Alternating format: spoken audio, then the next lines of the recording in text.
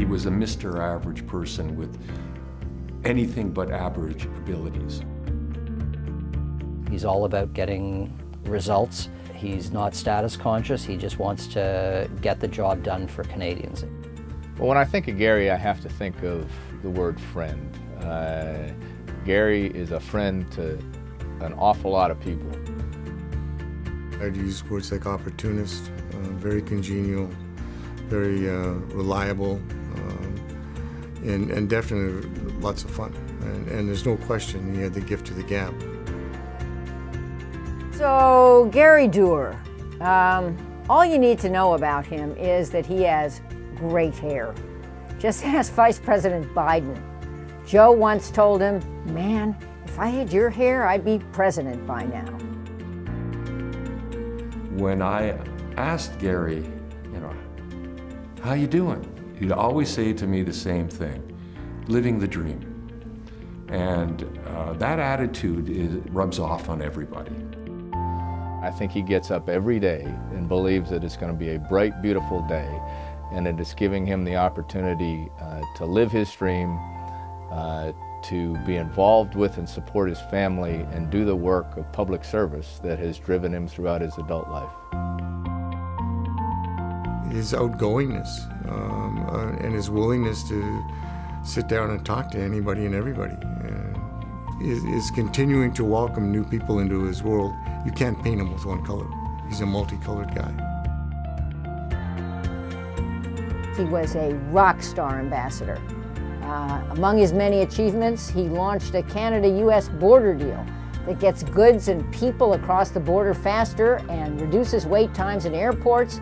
And he got a new bridge approved between Windsor and Detroit, one of the busiest trade corridors in the world. It was a terrible day for Canada when Gary announced he was stepping down as ambassador to the US. I never came across a person who would always look at the next step, not the previous bad step.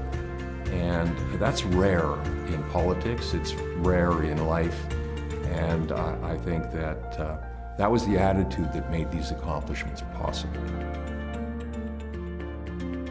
People believed in him, and people from all stripes and all parties got behind him, and you can even see that when he speaks publicly. He uses his old recipe cards that we developed that skill when we were in St. Paul's High School.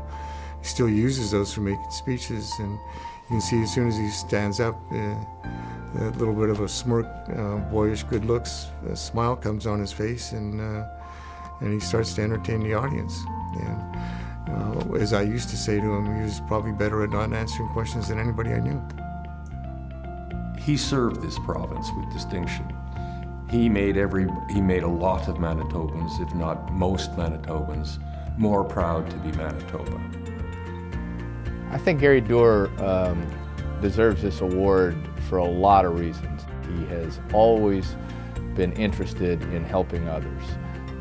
His service as Premier, his service as Ambassador in the U.S. was all founded on trying to achieve positive outcomes for the people he was representing.